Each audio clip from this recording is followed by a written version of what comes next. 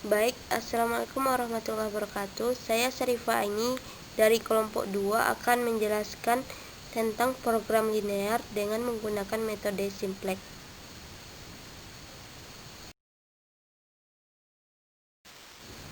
Yang pertama yaitu definisi metode simplex. Metode simplex merupakan sebuah cara untuk menyelesaikan soal pemrograman linear di mana pengulangan prosedur matematis itu dilakukan menguji titik-titik sudut sehingga ditemukan penyelesaian yang optimal.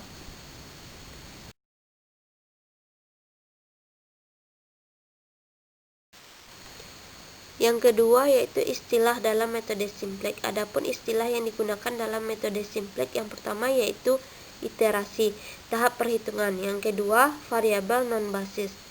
Variabel yang nilainya diatur menjadi 0 pada sembarangan iterasi. Yang ketiga yaitu variabel basis. Variabel yang nilainya bukan 0 pada sembarangan iterasi. Yang keempat, solusi atau nilai kanan. Nilai sumber daya pembatas yang masih tersedia.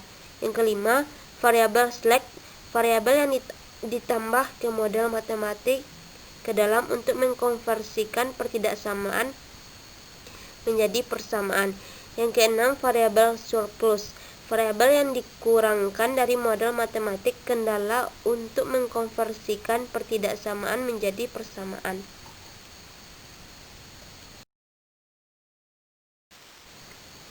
Yang ketujuh yaitu variabel buatan. Variabel yang ditambahkan ke model matematik dengan bentuk pertidaksamaan atau persamaan untuk difungsikan sebagai variabel basis awal. Yang kedelapan yaitu kolom pivot atau kolom kerja, kolom yang memuat variabel masuk. Yang kesembilan, elemen pivot atau elemen kerja, elemen yang terletak pada perpotongan kolom dalam baris pivot. Kesepuluh yaitu variabel masuk, variabel yang terpilih untuk menjadi variabel basis pada iterasi berikutnya. Ke-11 yaitu variabel keluar. Variabel keluar dari variabel basis pada iterasi berikutnya dan digantikan dengan variabel masuk.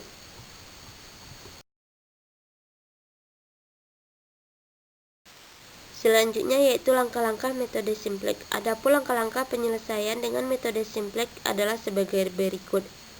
Pertama yaitu ubah fungsi tujuan dan kendala ke dalam bentuk standar. Yang kedua, susun semua nilai ke dalam tabel simplex.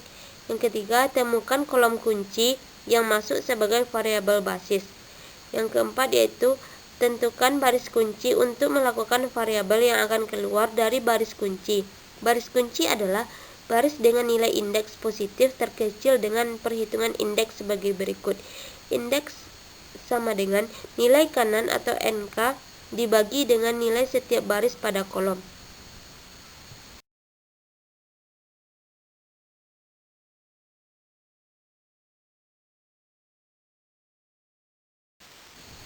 Yang kelima yaitu mengubah nilai pada baris kunci dengan cara membaginya dengan angka kunci. Angka kunci merupakan nilai yang posisinya berada pada perpotongan antara kolom kunci dengan basis kunci. Yang keenam yaitu membuat baris baru dengan mengubah nilai baris sehingga nilai-nilai kolom sama dengan 0. Yang ketujuh yaitu ulangi langkah di atas sampai tidak terdapat nilai negatif pada baris Z.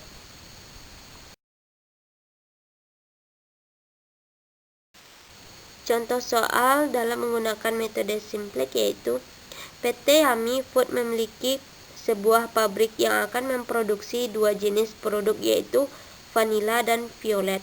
Untuk memproduksi kedua produk tersebut diperlukan bahan baku A, bahan baku B, dan jam tenaga kerja. Maksimum pengerjaan bahan baku A adalah 60 kg per hari, bahan baku B 30 kg per hari, dan tenaga kerja 40 jam per hari. Kedua jenis produk memberikan sumbangan keuntungan sebesar Rp40 untuk vanila dan Rp30 untuk violet. Masalah yang dihadapi adalah bagaimana menentukan jumlah unit setiap produk yang akan diproduksi setiap hari. Kebutuhan setiap unit produk akan bahan baku dan jam tenaga kerja dapat dilihat pada tabel berikut.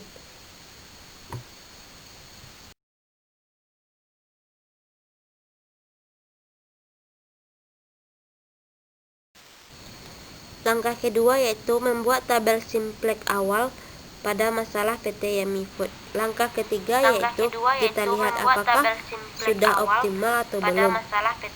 Jika belum, maka kita lanjut ke langkah keempat yaitu penyelesaian dengan cara iterasi. Yang pertama yaitu menentukan kolom kunci, yaitu kolom yang memiliki nilai ZC dikurang ZJ terbesar yaitu kolom XI.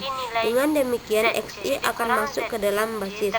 Yang kedua, menentukan baris kunci, yaitu baris yang memiliki angka indeks terkecil dan bukan negatif. Dalam hal ini, baris S3. Dengan demikian, S3 akan keluar dari basis dan tempatnya akan digantikan oleh XI. Yang ketiga, yaitu menentukan angka kunci. Angka kunci adalah angka yang terdapat pada persilangan kolom kunci dengan baris kunci. Dalam hal ini, angka kunci sama dengan 2. Pada persilangan kolom kunci dengan baris kunci. Dalam hal ini angka kunci sama dengan 2. Yang keempat yaitu mencari angka baru yang terdapat pada baris kunci dengan cara membagi semua angka yang terdapat pada baris kunci dengan angka kunci. Baris kunci terdiri dari 40, 2, setengah, 0, 0 setengah. Sedangkan angka kuncinya adalah 2. Jadi semua baris kunci kita bagi dengan 2. Hasilnya yaitu 20, 1, setengah, 0, 0, dan setengah. Kelima yaitu mencari angka baru pada baris lain yaitu A baris 1. Angka lama dan angka baru kita kurangkan dan menjadi angka baru. Yang kedua yaitu baris S2 sama dengan baris 1, bisa kita lihat pada slide. S2 sama dengan baris 1 bisa kita lihat pada slide. Dari hasil perhitungan di atas akan nampak pada tabel baru simplex, yaitu tabel yang merupakan hasil iterasi pertama. Bisa kita lihat pada slide. Tabel iterasi 1 belum optimal sehingga harus diulang langkah di atas untuk iterasi kedua. Adapun langkah-langkah iterasi kedua yaitu yang pertama, kolom kunci X2 atau masuk dalam basis. Yang kedua, baris kunci S1 keluar dari basis. Yang ketiga, angka kunci adalah 2, persilangan kolom kunci dan baris kunci adalah 2, persilangan kolom kunci dan baris kunci. Yang keempat yaitu angka baru pada baris kunci dengan cara membagi semua angka yang terdapat pada baris kunci dengan angka kunci. Adapun angka baru yaitu 20, 0, 2, setengah, 0, min 1. Kemudian dibagi dengan angka kunci yaitu 2, yang hasilnya 10, 0, 1, setengah, 0, min setengah. Kelima yaitu angka baru pada baris lain. A baris S2. Angka lama yaitu 30, 0, 2, 0, 1, 0. Angka baru yaitu 10, 0, 1, setengah, 0, min setengah dikalikan dengan 2, kemudian dikurangkan, dan dapatlah hasilnya angka baru S2, 10, 0, 0, min 1, 1, 1. Oke, B yaitu baris X1. Angka lama yaitu 20, 1, setengah, 0, 0, setengah. Angka baru yaitu 10, 0, 1, setengah, 0, min setengah. Kemudian dikalikan dengan setengah dan dikurangkan. Angka baru X1 sama dengan 15, 1, 0, min seperempat, 0, 3/4. Adapun hasil perhitungan di atas akan nampak pada tabel baru yang merupakan hasil iterasi kedua. Bisa kita lihat pada slide.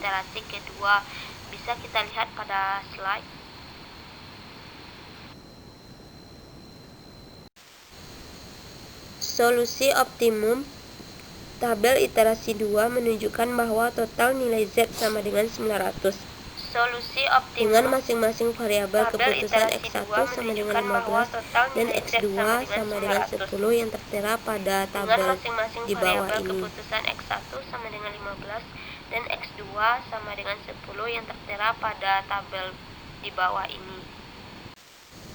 Jadi kesimpulan penyelesaian soal di atas adalah 1. Pada tabel iterasi 2 merupakan tabel akhir simplex dengan solusi optimal adalah X1 vanila sama dengan 15 unit, X2 violet sama dengan 10 unit, Z keuntungan sama dengan Rp900.